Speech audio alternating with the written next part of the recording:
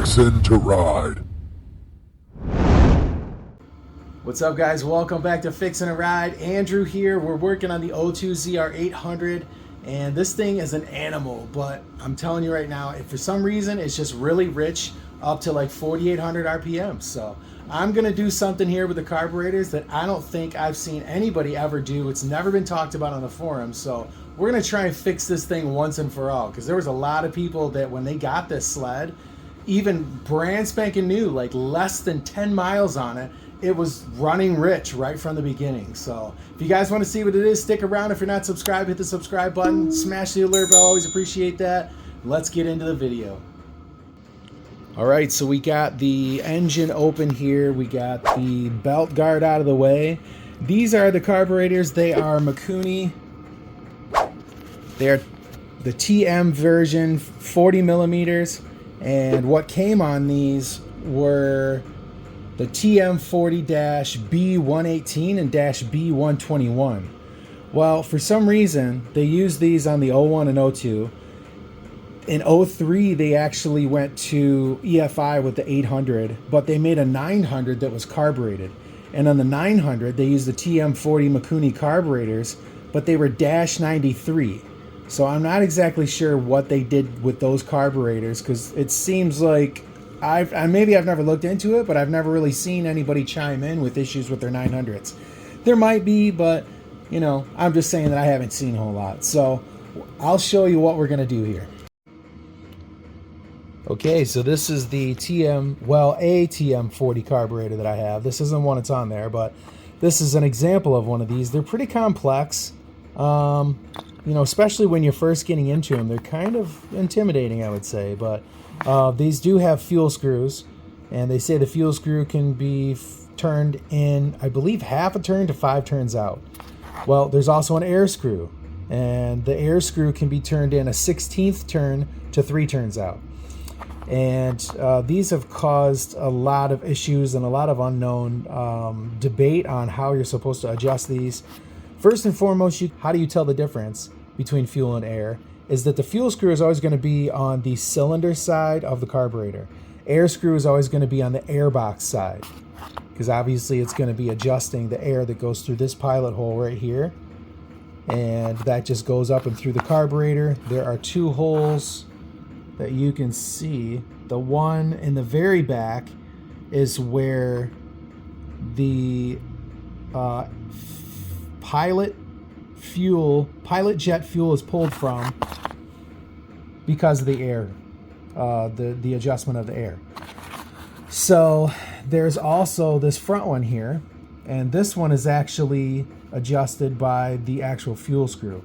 And this is something that I just found out, taking these things apart, and I actually was going through the other one of these, and I got that one cleaned up. While going through it, I figured out that the passages for the fuel and that air screw in the back actually are connected. So a lot of people were like, no, it's just the fuel, one's just the air. Well, they're tied together. And so how much they affect one another is still up for debate. I mean, I would assume that there has to be some sort of Venturi effect for the fuel screw to be able to, you know, get the fuel through the fuel passage from this. So that's where the pilot jet comes in, or pilot screw comes in, and how much air you let through there. So it's a fine balance. Out of the factory, they called for 2 screws, or 2 turns out on both the air and fuel screw for these 01 and 02 ZR800s. Whether they're just the ZR800 or the cross country, doesn't matter. So yeah, these can be kind of complex. There's the good thing about them is the float. The float is plastic, and it actually pops out pretty easily with 2 screws. And then you have your standard inlet valve needle in there. And so it's got a rubber tip just like many others, and it seals to the plastic, just the plastic bore down in the bottom of there, the inlet hole. And so, yeah, they're preset. You don't have to worry about the adjustment on them or anything, the float height and all that. So that's good. But far as the way they go together, yeah, they have to be linked together and they have to be synced. This is the shaft that goes through there. And what happens is there's a screw that goes into each one of these holes. And the one on the left here is fixed, and that's for the mag cylinder. And then the one on the right actually has an adjuster so you can sync the carbs. Well, what I've done is I've gone through and actually replaced the needles in my O2 ZR800. The stock needles are, I believe they're 9DHF2-59, I believe. Something like that. I got them around here somewhere. But that actually did help. It helped mid-range around 5,500 RPMs. It was spitting and sputtering a lot. I did post a short video on my channel about it. And so when I swapped those needles out, I ended up putting the next size up leaner needles in there, and that helped out. So riding around on the trails, and thinking about all this stuff, you get time to think, about life and stuff. And that's what I love about it.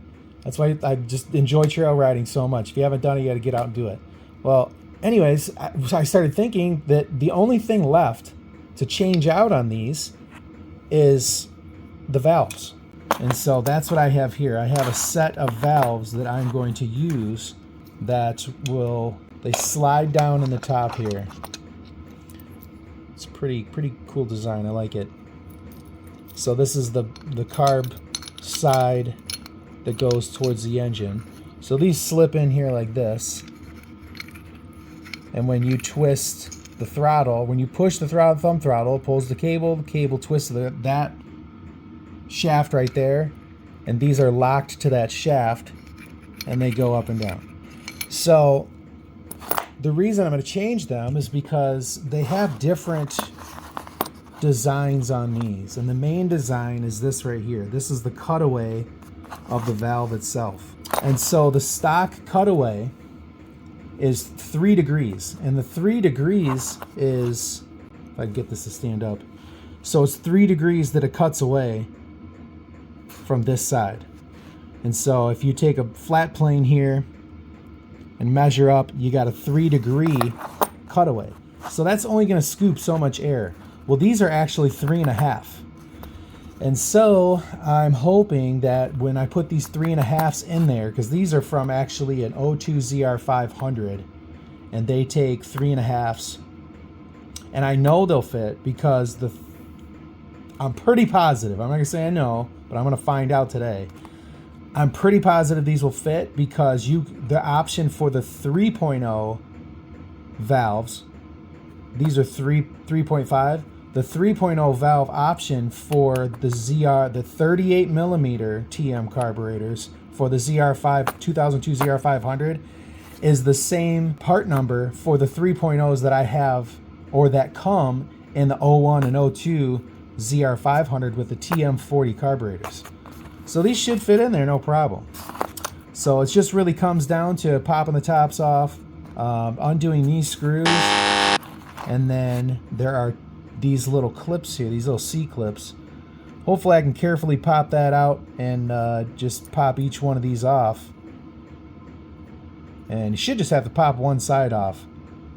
And once you pop it off, you'll be able to just slide it off this way and then get these on there. So that's what I'm going to do, and hopefully the 3.5 degree valve here will clean up the richness off idle all the way up to the 4,800, 5,000 RPMs that I'm looking for. So they are a little worn, but if you look at the way these are made, a lot of people are like, oh, if it's running too lean, it's these O2 ZR800s were known for a hanging idle.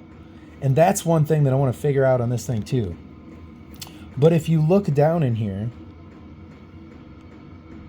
you can see when the slide valve goes down into the carburetor body there are channels that they lock into. And so, if you look at how this is made, these are going to slide down in those channels. So it's not like air can just pass by the outside of them like the round slides could. You know what I'm saying? So if they get too worn, it would have to go around each one of these channels. So it would have to go around there, back in, and then back out and out. So, you know, to get extra air, if these were supposedly worn enough to where it's causing extra air to get in there. But personally, I think you'd have to wear these a lot for that to happen. And if you look at it, a lot of the wear, wherever the wear is not technically in a spot to where it's going to cause or allow enough air to go by to where it's going to make the mixture leaner like that. So these I've already sprayed these off. They just have a little bit of a light like residue. It's typically from the carb spray. That's what I've noticed. I could clean them up somewhere else or some other way, but they're gonna get coated in gasoline and they'll get cleaned off. I'm not too worried about it. That's the kind of stuff that you can be picky about, but it's not really gonna make that much of a difference. So, all right, enough talking. Let's go over to the snowmobile and see if we can just pop the tops off of these. There's 2 screws on each of them, and then if I need to get the choke cables out of the way on each, if I need to get the throttle cable out of the way, I'll do that too. And then see if we can get in here and then get these up high enough to where I can pop these out and then just pop these new ones in. That would be really nice. And then I'll probably end up, I'm going to end up using those new needles I put in there, the leaner needles, in with these new valves. So, and what that'll do is I have them currently in the 3rd slot, and that's leaner than the 4th slot that they call for. So I might try them at the 4th slot, being that these are gonna scoop a little bit more air. We'll see. That's the beautiful thing, is that you can just, for each carburetor, there's just these 2 screws here, and then this little socket head or Allen wrench that opens up this little retainer clip, and then you can just pull the needle out, adjust it, put wherever you want, and then put it back in. So, all right, let's get to it. Just gonna go ahead and take this throttle cable out, get that out of the way. And you can keep this in the same spot by just undoing the bottom one. Don't touch the top one, and you'll be good to go. Because the top, where the top one sits, that's what adjusts the height.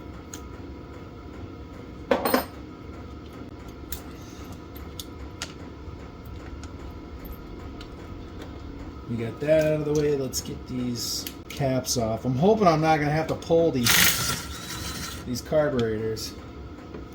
It's not a terrible situation, but this is definitely the better way to go. Alright, so soon the throttle gets pulled,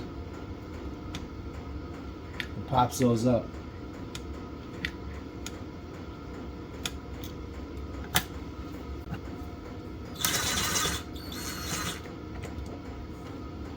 Yeah, last time we went up, I was out there in 7 or 8 degree weather, ran this thing down miles from the hotel,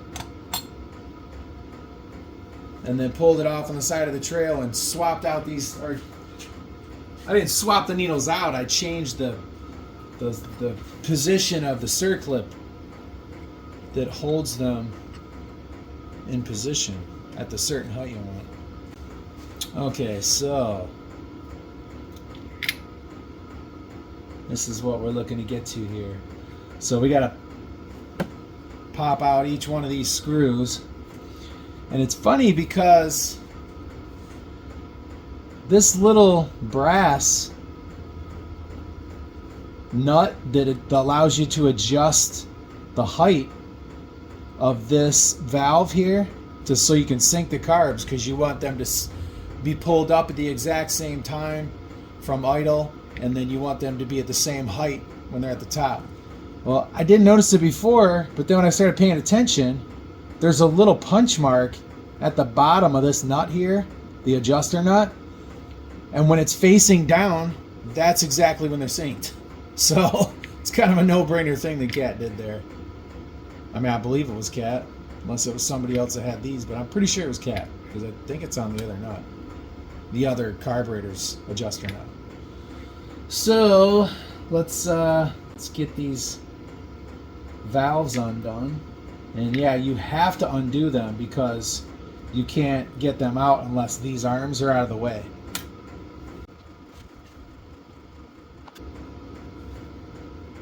Gotta be careful.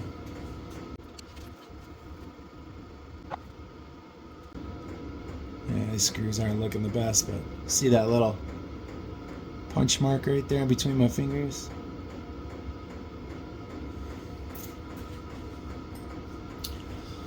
Alright. So far, so good. The only thing is getting these little C-clips out. What would be a good way to do that?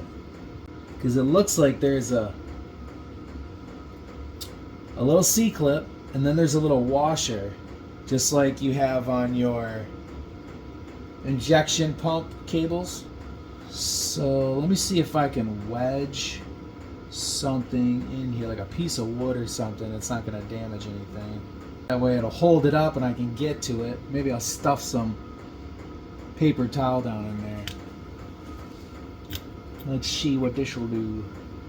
Yeah, it looks a little too thick.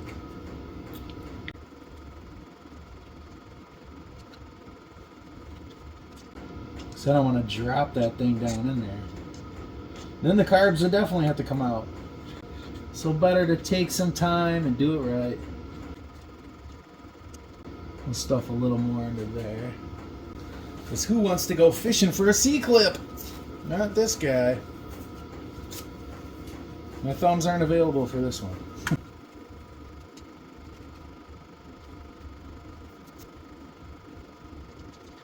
And those little clips are metal.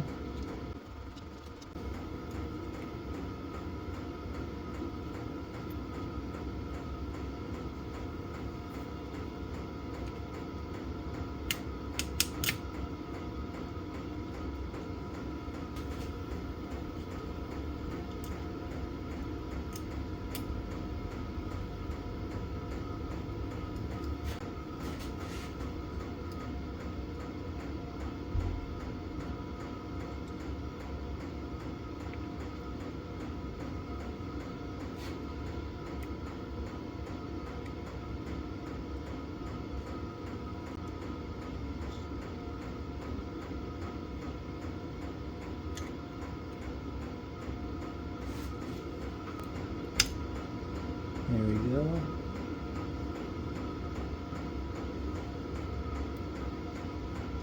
Did you see that?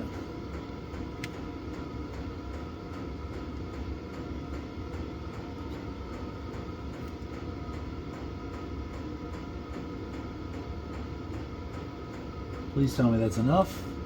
I am not sure if that's going to be enough, folks. We'll see. First time doing it this way, so that would be a shame if you couldn't do it while it's on the snowmobile.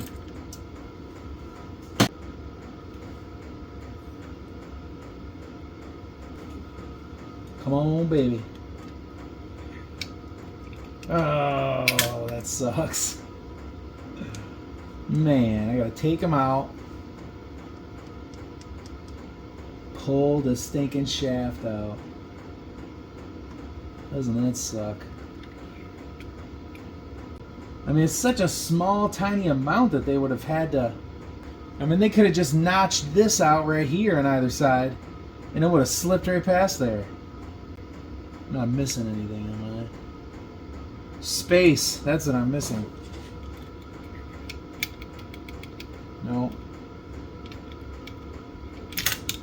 I mean, it's like, come on, what were they afraid that the top was going to come off and parts were going to come out? I mean, it won't go up past here. I mean, that don't make any sense at all. Boo. All right. So, there's some other steps we got to take.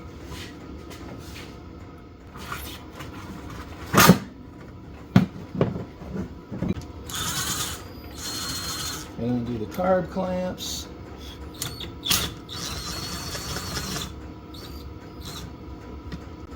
Pull off the throttle positioning sensor cable. It's easier if you get the spark coil off. So we're going to do that.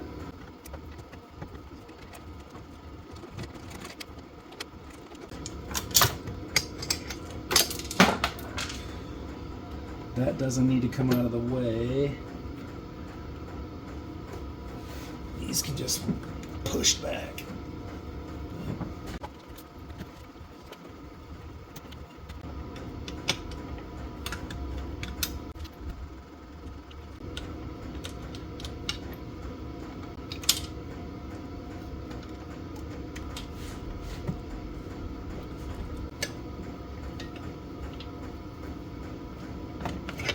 I was just pushing in the airbox boot so I could get this moving.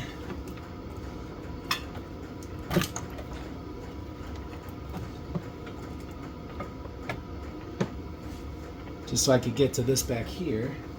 Stuff a rag down in here.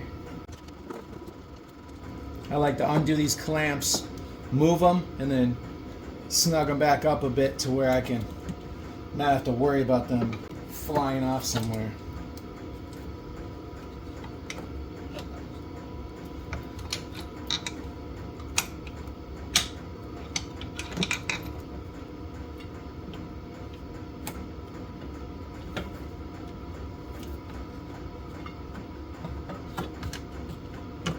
All right, we'll take these back to the bench. All right, so we're here back at the bench. We got these things drained of fuel for the most part, and so we're just gonna pop these out. These are the two bolts right here that hold it together. So I believe that's a 4mm. No, that's a 5mm.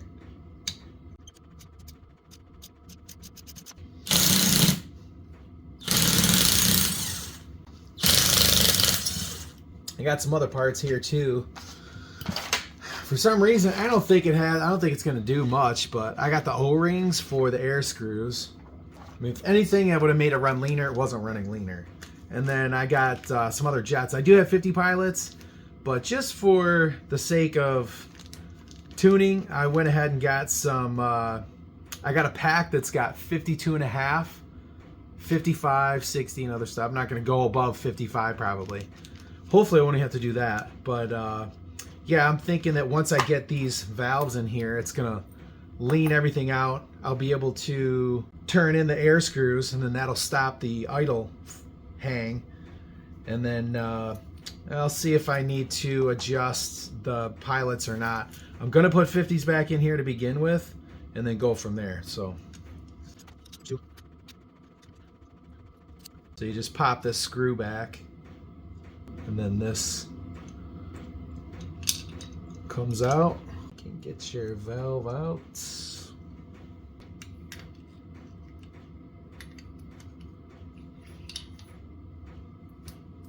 Just like that. Obviously there's a spacer in there. Then let's see. Okay, so this one, I don't think it really matters too much, but this will be the one. Yeah, it doesn't really matter, honestly. They're the same valves. The only thing that's different are the arms. So I don't think it would matter. This is the PTO side, so yeah, I'll put this on the PTO side. Just because it looks, my reasoning is that it looks like it's got a little bit more wear as far as the finish. I don't think that's that big of a deal. It adds probably 10 thousandths. But like I said, it would have to go through all these channels to really be lean. This is going to be the most important part here, so I'm gonna go ahead and put this one on this side. The PTO side, I'm not sure if I told you guys this, but I had to go, 430s are the stock mains in these. So what I ended up doing, because my PTO side was running so rich, I had 410s in there, and the PTO side was still running rich, and the mag side looked like it was running a little lean. So I went down to a 400 on this mag cylinder, and then, or I'm sorry, this PTO cylinder carburetor, and then I went up to a 430 back to the stock main on this magneto side carburetor. And so now I ran it for days and just cruising, and it's perfect. So that's where I want to be with those, ironically enough. I mean, I don't know. I mean, that just seems like such a crazy outcome as far as that goes, but it is what it is, you know? Not everything's going to be perfect. And I'm sure you guys know this, but I did move one of the cylinders, or I did replace one of the cylinders. I can't remember which one though. Stupid me.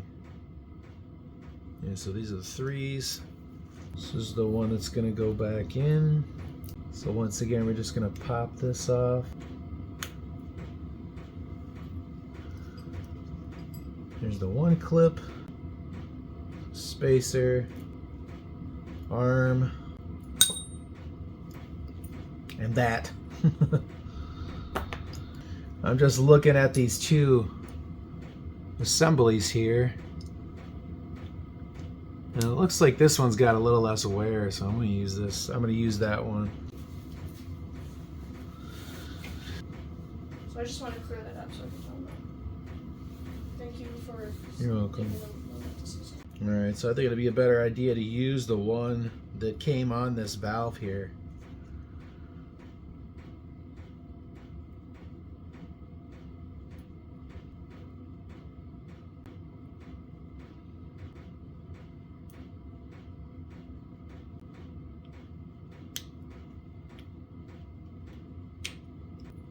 Alright, 3.5. I'm gonna probably just use this arm too. Can't ever have your carburetors too clean, folks. I'm gonna put these leaner needles in there too, because they clearly helped. You know, you don't have to tighten those bolts up, those little screws in there to retain the needle. You don't have to tighten those much at all.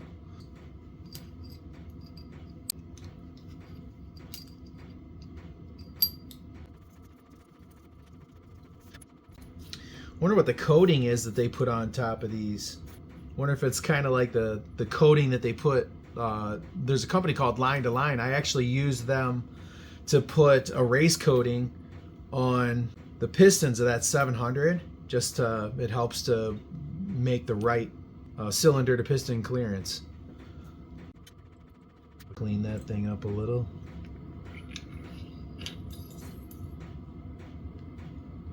Yeah, this one's got a little more play as well.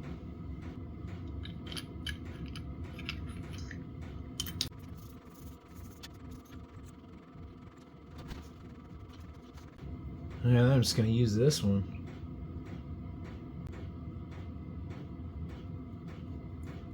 May as well clean this out while I'm in here.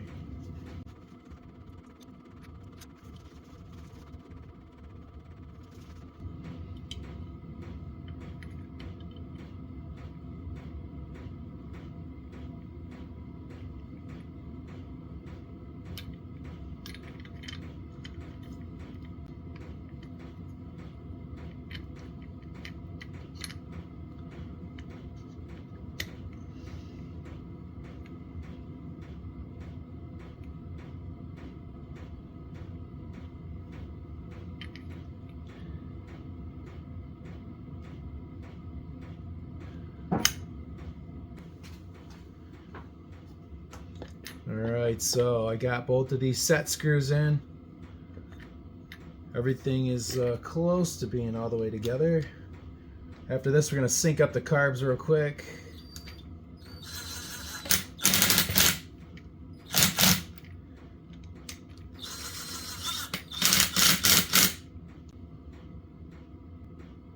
I don't know if there's a torque spec for these or not. Just snug them up good. I put Loctite in here as well. All right, so you can tell that these aren't synced because of the height of the valves. So this one's a little lower, and you're gonna base the height off of this one. All right, so I'll show you guys how to sync these. They're pretty easy. Nothing like the other carbs. I actually already did it, but I'll show you guys how. You just want to loosen up.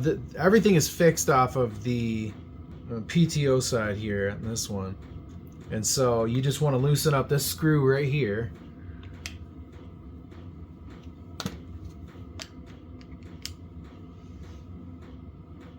Just enough to where you can move this nut. And this nut is what you move to adjust the height, because it's only offset by a little bit. All right. So if you look at the opening there, you can see that this one is higher. So you just want to turn this brass nut right here. This brass nut, after you loosen up the screw.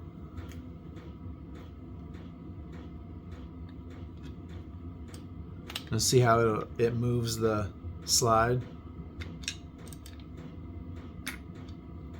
And it only does it so much before it starts turning back and readjusting it to the right side. So that looks like about the right height there. You can also look on this side. They look the same. And then what you want to do is you want to push the valves all the way up. So as long as they're both at the same height and clearing it, you're good. So it's fairly easy. And then once you have it to the right height, you're going to put your 10mm wrench in there and then give it a little bit of back force, like you're going to unscrew it as you screw in the set screw. That way the adjuster nut won't move.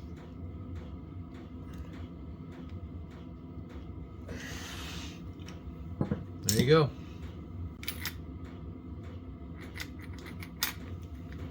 I really like these rat carbs. Okay. Go ahead and make sure that the screws are the same. 2, and then I also have these little not washers, but I do have the washers, but I got some new O-rings for the air screws. So I'm gonna pop those out. I actually didn't have the air screw O-rings in here. These were half, 1, half, 2, half. So I had those out 2.5, which didn't do too bad. But with these new valves in here, it's gonna be a big change. So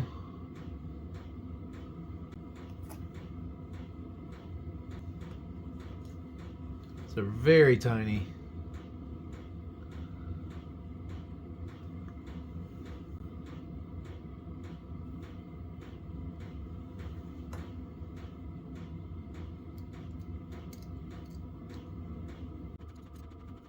I don't know how much of a difference that's going to make. So we'll go 1.5 on these because of the new slides.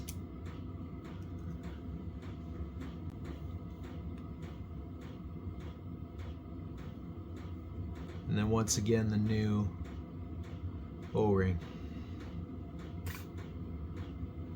There we go.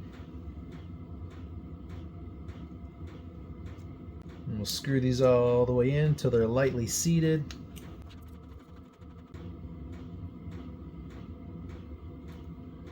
Half, 1.5. We'll double check this one.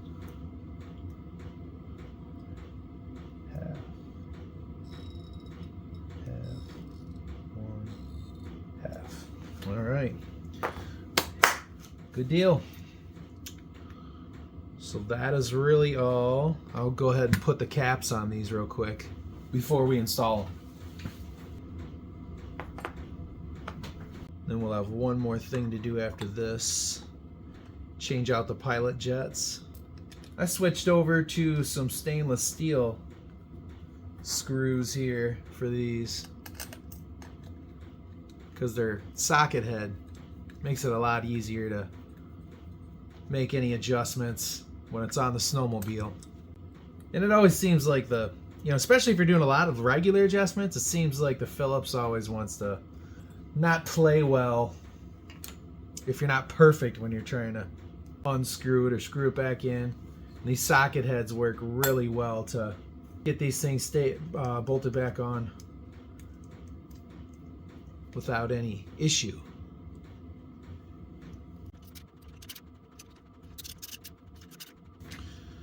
I'm sure there's a torque spec, but the torque spec always goes back to taking it to the point to where it's tight and doesn't stretch the bolt. So, all right, next step here, we're gonna pop these off.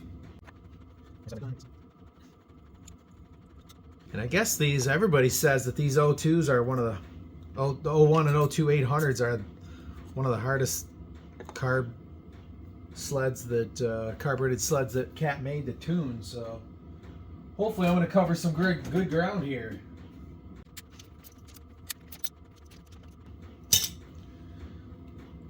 I don't know about you guys, but I think I broke one of these one time. One of these just got weak right here and snap.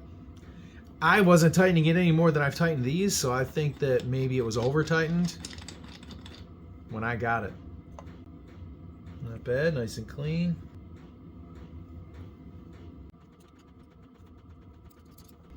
These are 45s that I have in here, and that didn't help.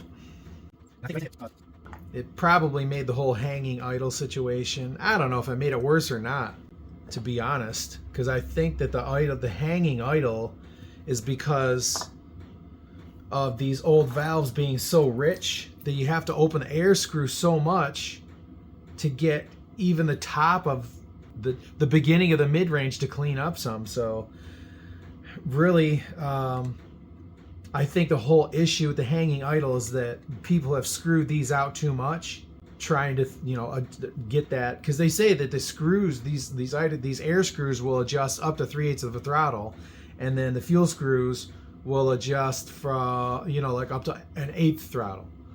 Obviously it has to do with throttle response and all that stuff, but I think the real problem is it's running way too rich down low, and I don't think that putting a pilot, like a 35 pilot in there, is the right way to go. I think it's just going to cause more problems. So let's see. So I got some 50s right here. You always want to make sure these things are nice and clean, and you could just look in the big end and just shine it up at a light, and that'll tell you if it's clean or not. So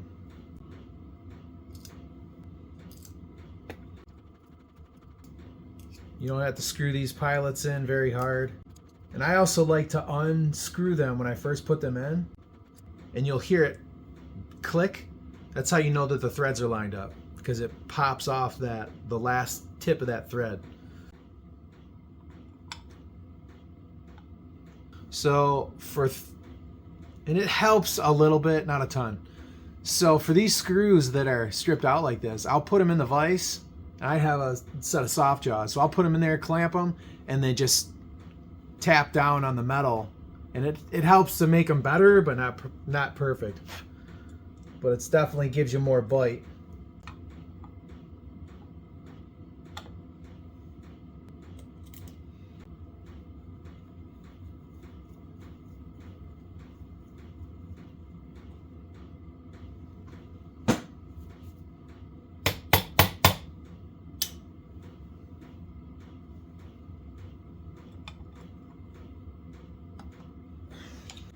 And I took a hammer and kind of tapped on it, because you might have to tap it in to get a real good bite, to get it to seat all the way.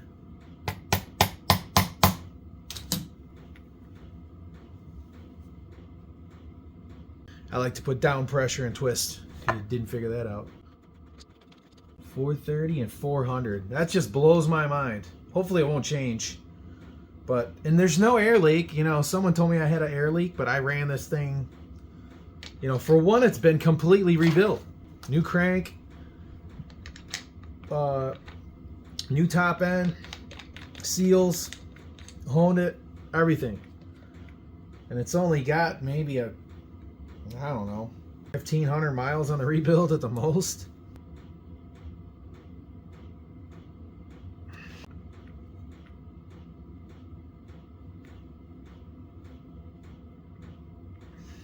That's it. She got new valves, baby. So we'll go over to the sled and get these installed and go from there. Hopefully I won't have to pull the pilots out and put bigger ones in, but I did get a whole new set here.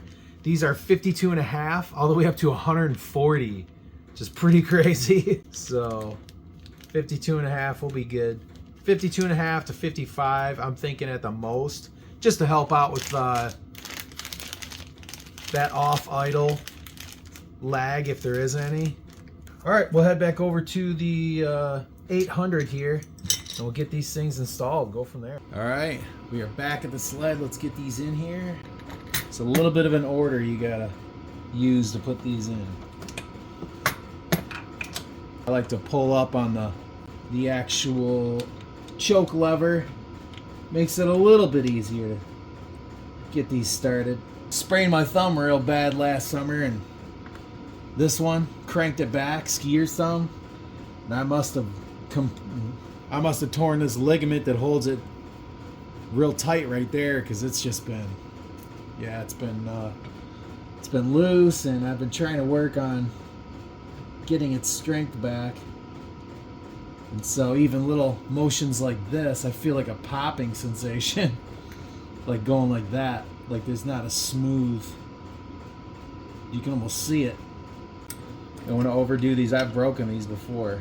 Broke the threads right off of one of these choke inserts. All right, that's that. Let me go ahead and keep this out of the way actually for now.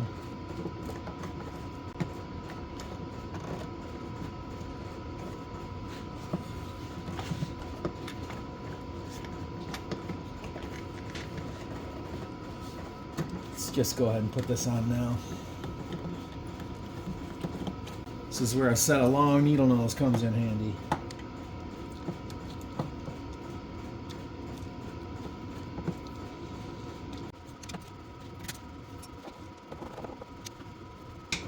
Just tightening up the fuel line clamp.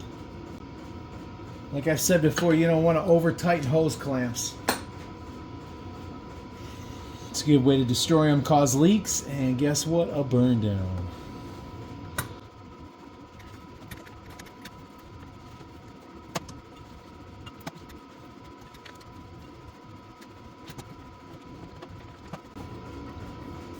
Alright, so the main focus when you're putting these in here is to get this front portion lined up.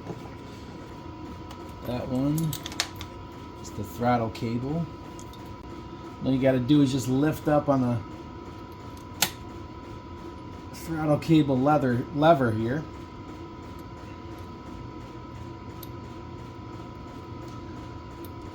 Slip the anchor in.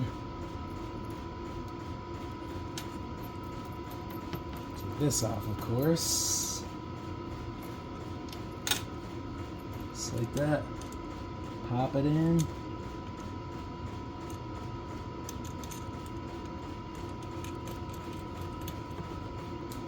You want a couple millimeters play in your thumb throttle. Put this other choke cable on. You know, one thing that I could recommend if you guys aren't going, if you're going to store your sled and you're not going to be using it for a while, put some WD-40 on here before you put these, you know, take these out, put some WD-40 on there before you put them back in. That'll help keep them from corroding and get stuck in there. I don't know how long it takes to get stuck in there, but you know what? I'd rather not even deal with it. Preventative maintenance. That's the key, folks. That's the key. Alright, there's that. As far as these boots, I'll show you the quick method on the boots.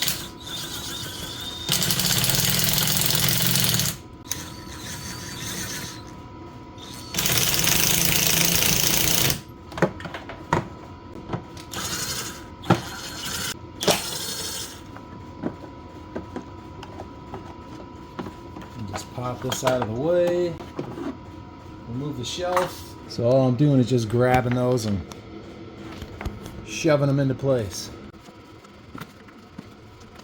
Not always the easiest task. Now, if you are going to try and shove those things, make sure you get a nice dull screwdriver. This is one I actually modified to help with pulling some seals.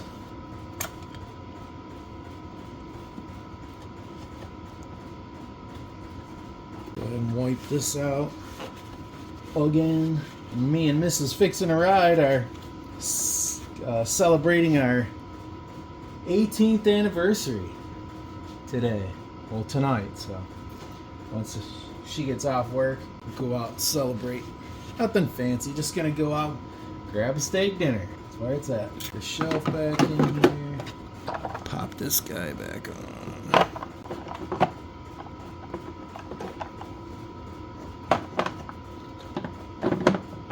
Few screws.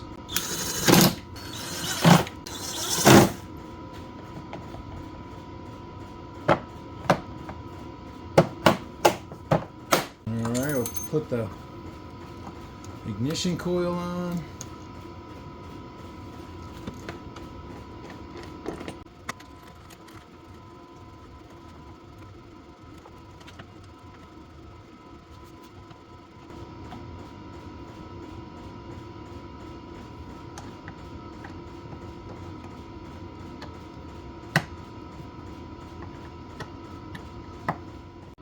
Alright, so I've done a couple things. Obviously I put the 3.5 valves in there, but I also changed out the can. I put the old OEM can back in there because I had the D&D can on there that came with this thing and it was making me deaf, and I got a stinking ticket. $210. We were up near Mansalona, passed by the DNR, and then went to those races that I posted, and then on our way back they flagged me down, said, we need you to pull over. Do you have an OEM can on that thing? And I said, no, it's an aftermarket. Which makes me wonder if I said no, it was OEM, if they would have even questioned anything past that. But I told them it was an aftermarket. They opened up the hood, looked at it, and said, okay, go down the street. And yeah. So they did a test, the 88 decibels. 88 decibels was the limit, and the first test was 92 or 91.2, and the second test was 92. But they said to hold it at 4,000 RPMs for 4 seconds, and I told them it's running rich, so it's gonna make it a little louder with all the popping and stuff. And it was interesting because now that in retrospect, I probably should have. I held it first time at 4,000 RPMs. They said you got to hold it within 250 RPMs of 4,000 RPMs, higher or lower. Well, I held it at 4,000 RPMs the first time, and it was 91.2 or 91.5, and then I held it at like 3750 the second time, and it was a little bit louder. So I probably should have went above. Probably wouldn't have made much of a difference, but maybe could have made a difference in the price of the ticket. So who knows? So I tried blowing in here to get some fuel up in there. Let me do it again real quick. Other guys have suggested using compressed air. I don't like the idea of that because, 100 psi blowing that into the tank. To me, that's not a good idea because that could, potentially ruin something. So. All right, let's see what we can do here. Give it a few tugs.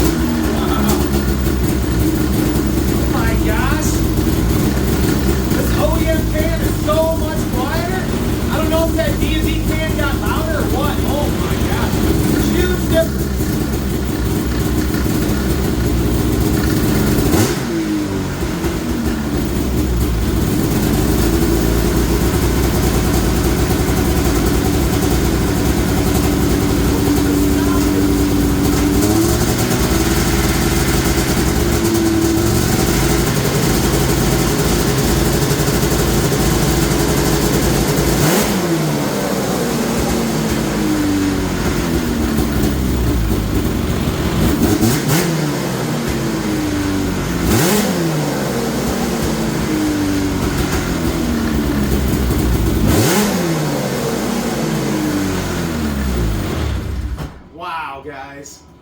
There's a huge difference in the sound of this can, this OEM can. They call it the suitcase can. And the D&D can I had on there. I don't know if that thing got louder over time or what the situation was, but that thing was a ear blower for sure. But this one sounds so much better. So, yeah, it starts up. That's awesome. And it sounds good in the mid-range. So we'll see. I got the fuel screw set at 2 turns out. I got a 50 pilot in there. And then I got the air screw turns out to 1.5 turns out. So we're going to take this thing up north. It's supposed to be good weather like Thursday and on. It's supposed to start, yeah, Thursday and on. We're going to go up Thursday afternoon. And it's supposed to snow Wednesday through Saturday. So I should get a good opportunity to tune this thing up. If you guys have any suggestions on settings for the air and fuel screws, let me know. Put it in the comments. I appreciate it. Thanks for sticking around for this long, guys. I know I haven't been posting a whole lot lately, but, you know, things happen. I'm trying. Life's coming at us, and, you know, we got a busy year this year. We're looking for a new place, so we want to get our own property, or a bigger property. We only got barely half acre here, and we've just completely outgrown this city in multiple ways. I'll just leave it at that, so... But yeah, if you guys aren't subscribed to the channel, hit the subscribe button and the alert bell. That way you can come on back, check out what we got going on. I am literally always doing something here. I have to get out here 4 or 5 days a week and do something. Even if it's just cleaning up the garage and straighten things up or trying to make improvements or whatever. But yeah, so thanks for stopping by, checking out the video. Hopefully, you know, if there's anybody out there that's got issues with their ZR800, hopefully I'm on the right track here with these leaner needles and these leaner valves, to be able to get these, spread the information out there. If anybody's got one that's running like crap, then, you know, we'll be able to get the word out and let people know what the resolution is. So, all right, guys, see you in the next video. Take care. Come on back.